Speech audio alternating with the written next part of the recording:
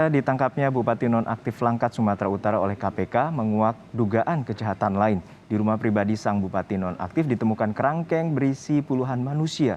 Meski diklaim sebagai tempat rehabilitasi pecandu narkoba, muncul dugaan telah terjadi praktik perbudakan modern.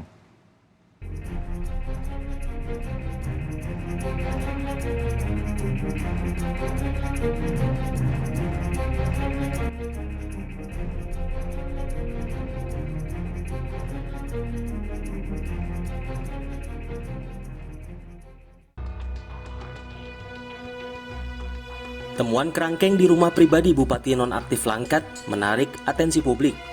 Kerangkeng serupa penjara berisi manusia diklaim sebagai tempat rehabilitasi pecandu narkoba. Namun benarkah demikian? Atau ini hanya kedok sebagai praktik perbudakan? Kepolisian Republik Indonesia turun tangan menyelidiki temuan ini. Mabes Polri menyatakan penghuni bangunan kerangkeng merupakan orang-orang yang kecanduan narkoba, lalu dipekerjakan di perkebunan kelapa sawit milik Bupati Nonaktif Langkat. Semula penghuni kerangkeng berjumlah 48 orang, namun berkurang menjadi 30 setelah sebagian dijemput keluarga. Diduga, penghuni kerangkeng mengalami penyiksaan hingga luka lebam. Meski demikian, mereka menolak dibawa polisi. Dari mereka, sebagian dipekerjakan di pabrik kelapa sawit milik Bupati dengan maksud untuk membekali warga binaan keahlian yang berguna bagi mereka ketika nantinya keluar dari tempat pembinaan. Dan mereka tidak diberikan upah seperti pekerja karena mereka merupakan warga binaan, namun diberikan ekstra puding dan makan ya. Jika benar ini panti rehabilitasi, bagaimana dengan izinnya? Pada tahun 2017, BNN Kabupaten Langkat telah melakukan survei dan menyarankan untuk mengurus izin. Karena saat itu, fasilitas dinilai tak layak. Kemarin, BNN mencoba mengumpulkan para pasien untuk melakukan asesmen dan evaluasi. Namun upaya ini mendapat perlawanan dari keluarga dan warga sekitar. Dari 40-an pasien, hanya 7 orang yang datang untuk dilakukan asesmen dan evaluasi BNN. Dari tahun 2017 kami sudah survei kemarin, dan yang hadir di panti rehabilitasi itu adalah kasih rehabilitasi kami. Dan setelah melihat memang tidak layaknya dalam arti kata karena mereka belum punya izin. Dan pada saat itu juga kasih rehabilitasi sudah menyarankan kepada adik Pak Bupati, karena pada saat itu keterangan Pak Bupati sendiri bahwa panti rehab itu sudah dikelola oleh adiknya.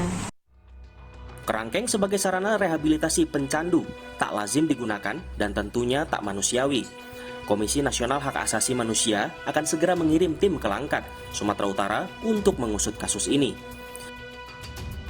Yang juga jadi sorotan adalah para pecandu yang sedang direhabilitasi dipekerjakan di perkebunan sawit.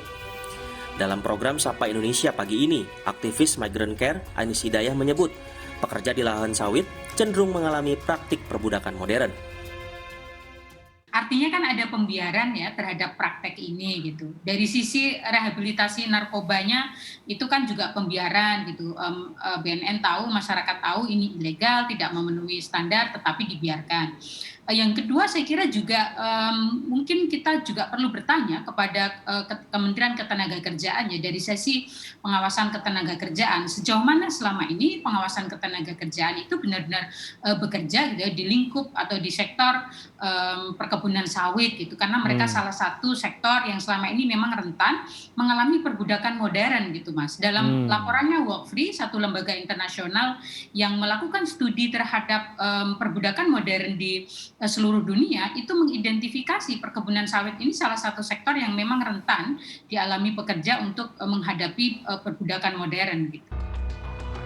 Faktanya, polisi mengungkap kerangkeng manusia di rumah Bupati Nonaktif Langkat ini sudah ada sejak tahun 2012.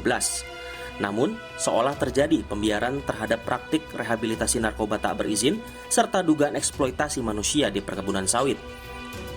Menanggapi hal ini, Gubernur Sumatera Utara Edi Rahmayadi meminta agar pihak kepolisian mengusut apa motif dan tujuan Bupati Nonaktif Langkat mendirikan kerangkeng manusia di rumah pribadinya. Tim Liputan Kompas TV.